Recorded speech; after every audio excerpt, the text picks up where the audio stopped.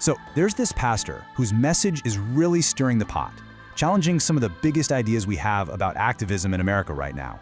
He's claiming there's a more powerful way to create change, a path that he says was abandoned a long, long time ago. So let's dig into the source material and understand exactly what he's talking about. Okay, so this quote, this is really the core of it all. The pastor, Tommy Quick, is basically saying that so much of modern activism is focused outward, on society, on the government, but he argues the real foundation, the family, has been ignored. I mean, it's a pretty direct question, right? How are you going to go out and fix the world if you can't even get things right at home? And yeah, that really gets us to the big question here. The source material claims there's this whole other style of activism, a more powerful one, that's been almost completely lost to time. So what in the world was it? And why did it disappear? All right, so to really get what he's saying, we've got to look at how the source breaks down activism into two completely different approaches. One that's very common today, and another that it claims was the foundation of strong communities in the past. So here's the breakdown you see. On one side, you have what they call modern activism. Think protests, political battles, focusing on all these external systems. And then on the other hand, you have foundational activism. This is presented as this historical model that was all about building from the inside out, strengthening families and creating communities that could stand on their own 2 feet. So what did this foundational activism actually look like? Well, the pastor points way back to the period right after emancipation. He says the very first thing that happened was men walking, sometimes for miles and miles, just to find the wives and children they'd been separated from. That was step one.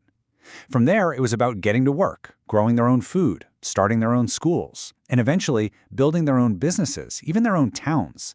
The message, according to the source, was simple: just get out of our way. But according to the source material, this whole model of building from the ground up, it just came to a screeching halt. The argument pinpoints a very specific moment in American history where everything changed. Okay, so the 1960s. This is framed as the turning point. It all centers on something called the Moynihan Report. Now, this was a study that raised a huge red flag, warning that the black family structure was starting to break down.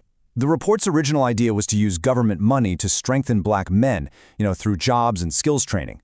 But the source claims that civil rights leaders at the time rejected this, arguing it was blaming the victim. And that led to a major pivot, away from that idea and toward a welfare system focused more on women, and the birth of a new activism centered on fighting systemic racism.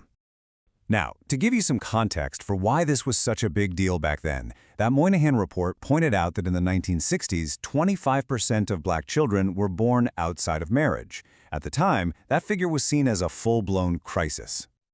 Fast forward to today, and according to the pastor, in the decades since that shift in focus, that number has skyrocketed to 72%. So this split, this fork in the road for activism, the argument is that you can see that same exact split playing out right now inside the black church, creating two very different visions for leadership. The source material really lays out these two competing church models. One version, they say, keeps the focus on grievances and looking to the government for solutions, which they basically call making the government your God. The other, which Pastor Quick represents, is all about preaching biblical principles, personal responsibility, and the idea that real power comes from God, not from politicians. And to capture the feel of this second type of church, one of the hosts uses this quote.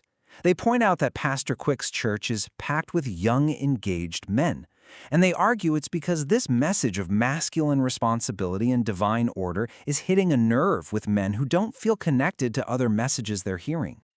Okay, so the source doesn't just point out what it sees as the problem. It also lays out a solution, what one host actually calls a cheat code for how to rebuild. And this blueprint, well, it probably looks pretty familiar. It's basically a return to that foundational activism we talked about. Step 1, men get back to their families and lead them. Step 2, they educate themselves so they can compete on pure merit. Step 3, they embrace work and providing for their families. And step 4, the final step, they build their own communities so they can be self-sufficient. All right, so when you boil it all down, this whole argument really comes down to one big idea, a totally different way of thinking about what it even means to win or to overcome. So in this worldview, overcoming has nothing to do with politics or beating some external enemy. Nope, it's an internal victory. It's achieved through your faith in God and the power of your own story.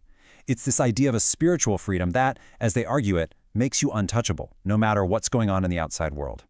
And this quote really just puts it all out there, plain and simple. It's a direct call to action to leave behind what they see as a mindset of dependency and instead grab onto personal agency, the power to build for yourself without waiting for outside help.